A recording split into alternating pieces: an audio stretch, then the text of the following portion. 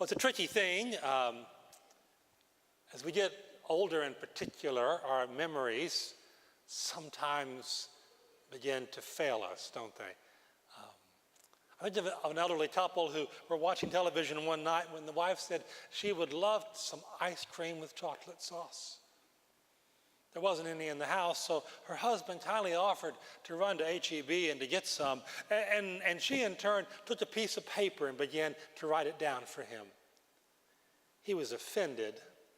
He said, I can remember just two things, ice cream and chocolate sauce. So he left, and a little while later he came back with a sack, and in the sack was a can of soup. His wife looked at the can and she said, I knew it. I knew you'd forget. Where's the crackers? Or I think of a professor I had in seminary. He was absolutely a brilliant professor, but he was unfortunately the sort of classic absent-minded one. I once found him standing in the parking lot with his car keys in his hand, and he had this kind of goofy look on his face. And I said, Dr. Lovelace, are you okay? And he said, I can't remember if I've just come from home and I'm going to work, or if I've just left my office and I'm going home. He was paralyzed by his car. I said, well, you know, it's 8 in the morning. I suspect you are just coming here to work. He said, oh yeah, that's right. But then I heard how he also went to a conference in Philadelphia once, flew back home to Boston, forgetting that he had driven his car to Philadelphia. Now that's absent-minded. Memory is a tricky thing. We go into a room and we have no idea what we went into that room for, do we? We start to tell someone something really important, and then our minds just go blank. But there are some things we should never forget. One of those things is the sacrifices that others have made on our behalf. That's what this Memorial Day is all about. On a spring morning in 1866, just after the Civil War had devastated the country, a group of Southerners did something quite extraordinary. They marched through the streets of what was left of their town to a cemetery, and there they decorated the graves of all the soldiers, not just the Confederate ones, but the Union ones as well. Having buried their own dead, they realized it was time to bury their hatred as well. That simple act was the beginning of what was called Decoration Day. It's now Memorial Day. And it happened in May, not because that marked some historic battle or the signing of some armistice. It happened in May because that's when the flowers were in bloom. Flowers with which to decorate those graves. Now, unfortunately, Memorial Day is now simply one more 3-day weekend for most folks. It's the start of summer vacation for many people. As a pastor in the Texas Annual Conference, I spent the last 40-something Memorial Days happily engaged downtown Houston at the annual conference session. We don't even get barbecue. But somehow this word from Jesus should cause us to perhaps reconsider how we observe this particular holiday. In speaking about God's great love for us, Jesus told us that we ought to do two things. First, we should remain in that love and keep God's commands. And second, we should remember the debt that we owe to others. As the Father has loved me, so have I loved you, Jesus said to his disciples. And so now remain in my love. And that's an interesting word John uses in telling us what the Master said. He uses it 3 times in just 2 verses. It's not surprising. It's actually John's favorite verb in the whole gospel. It's the word menete, out of the word meno. And it can mean to stay or to abide or to continue or to dwell, to stand, to endure, or just to wait. John Wesley once translated this idea by saying, keep your place in God's affection. This is about staying power, sticking to it. Jesus wants us to stay connected with his unchanging, eternal, even unconditional care for you and for me. Now, we've mentioned all along in this sermon series on love that there are two principal words in the Greek language that we translate by the term love in English. Those are the words phileo and agape. Phileo conveys personal affection, brotherly love. Agape, such as God's love for us, focuses on value-driven, decision-based love. That doesn't exclude any sense of affection, of course, but it goes well beyond it. It is a love that is anchored not in any generalized good feeling. It is anchored in a conscious choice to consistently act in whatever way best benefits the recipients of that love. The great preacher of the early church, Chrysostom, also known as Golden Throat because of his oratorical skills, he once said that since love is a thing mighty and irresistible, not a bare word, let us manifest it by our actions. That's the term Jesus uses here. As the Father has agapesen me, he says, so I have agapeso you. As the Father has loved me, so I loved you. So stand in that love, he says. Continue, menete, remain in it. How do we do that? We do it, Jesus tells us, by keeping his commands, his entoles. That's another interesting word. An entole is related to the idea of telos. That's the word for the end of things. God's commands are never simply about random acts or responses. It's not because I said so. They're always intended to take us somewhere. Their focus is on the end result, or as the Avengers would say, the end game. And look carefully at what this end game is.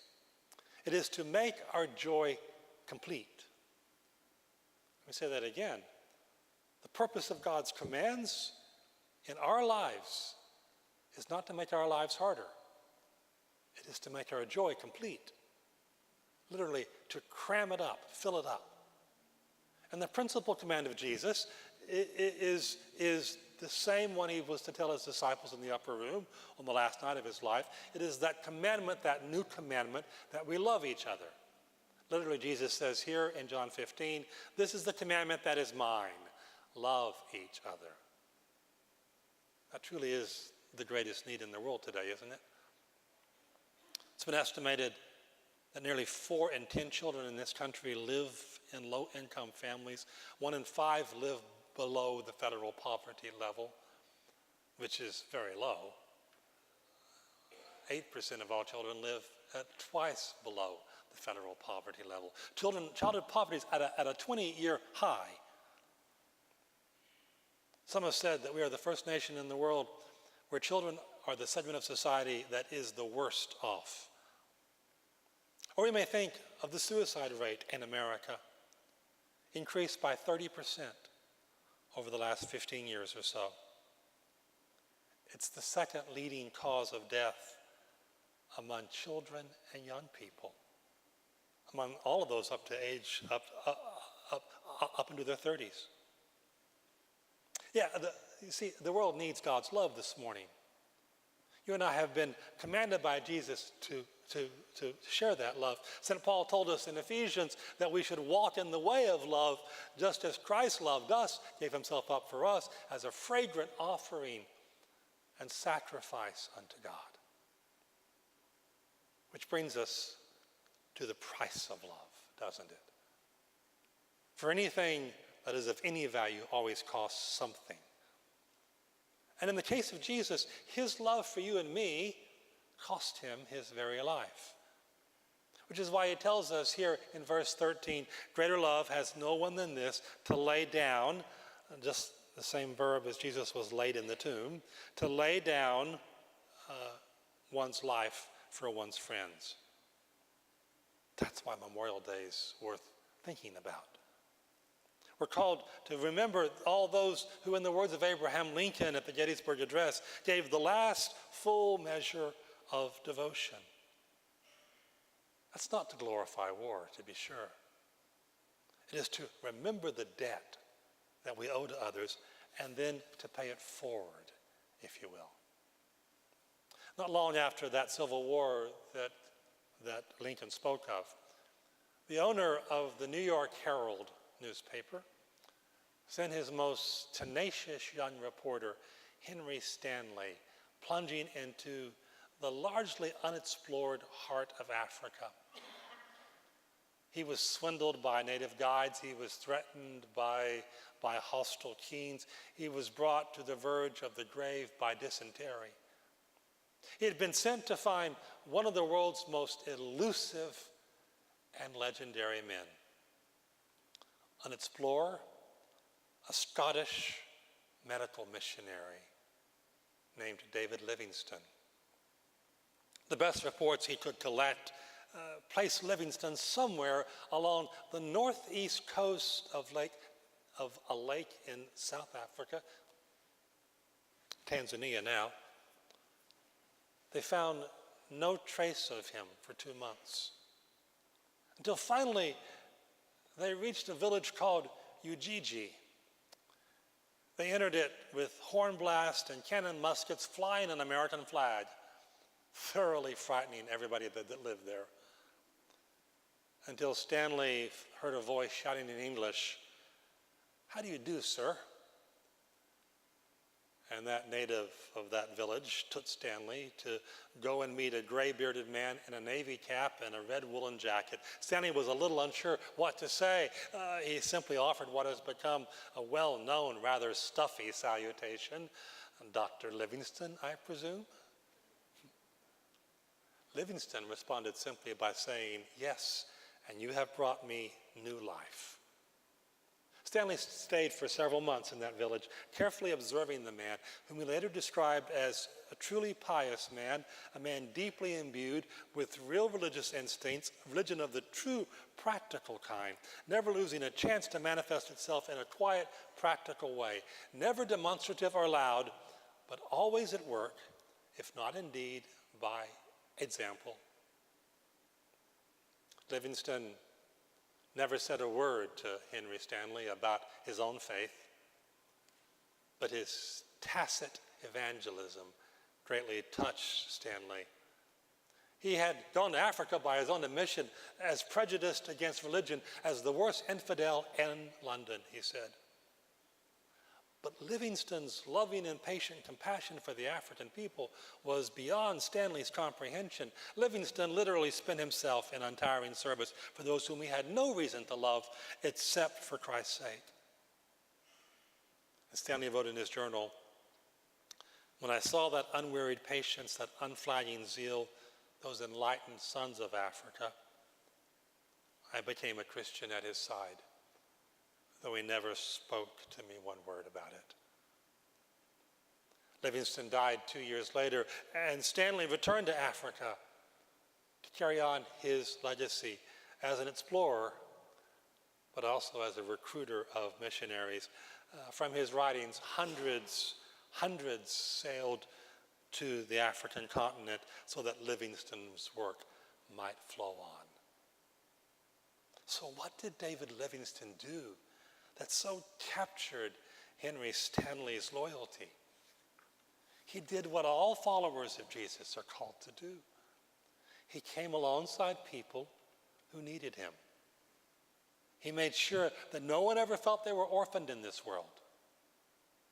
And that is what it means to keep the command of Jesus, that we love each other, that we bear fruit that will last, literally that will remain, eminete. Or we may think of the Kohima Cemetery in India, where the bodies of American and British soldiers from World War II are buried. There's a famous epitaph there which has the words, "When you go home, tell them of us and say, for their tomorrow we gave our today." That's what Memorial Day is about. Remembering that self-sacrifice is the high watermark of love, not forgetting this debt of love that we owe to other people. But there's yet one more word from this passage we should take notice of. And it is that rather remarkable promise of Jesus that if we keep his commands, if we love other people as he has loved us, then Jesus will call us not just his servants, but his friends, his philoi. This is rather remarkable in my mind. There's nothing wrong with being called a servant of God. Joshua was a servant of God. Moses was a servant of God. David was a servant of God. Simeon was a servant of God. It was a title of honor. And even today in the Middle East, in Arabic countries, Abdallah, which means servant of God, it's one of the most popular names a person might have. But a servant doesn't always really know their master's business, because it's not their business to know his or her business. They're just supposed to obey and serve, right? In contrast, a friend does know that business. They may actually share in it. And Jesus says that he has called us his friends for everything he learned from the Father, he has made known to us. So we've not just been chosen to be tools for accomplishing the aims of somebody else. We've been invited to share in a work in which we have a direct personal interest. Jesus takes our lives up into partnership with his own as he comes among us and he says, let us work together. Something can be made of this world. Let us with heart and hope strive to make of it something worthy. Israel Houghton, the two-time Grammy Award-winning Christian worship leader, wrote a song about this some years back. Captures the wonder of this idea well, I think. Who am I that you are mindful of me? That you hear me when I call? Is it true that you are thinking of me? How you love me, it's amazing. I am a friend of God. I am a friend of God. I am a friend of God, he calls me friend. Now, some people don't like Israel Houghton. I know some music leaders who think he's a little on the simplistic side. They don't care for his melodies or for his lyrics. I know some pastors who are a little bit snooty about his theology and think he doesn't get it. Should you ask him, he will tell you that according to Psalm 139, he was created for a purpose. He's fulfilling his calling through the songs he writes that he hopes can transform and change people. And if Jesus called us his friends, then it's okay with me if Israel Houghton says the same thing. Tomorrow, on Memorial Day, no matter where you might be, at the beach, at the lake, in your backyard, out grilling, downtown at annual conference. Take every moment and remember all those who laid down their lives for us. Then remember especially the one who laid down his life for the whole world. Follow his command, his intola. Love each other. Love each other.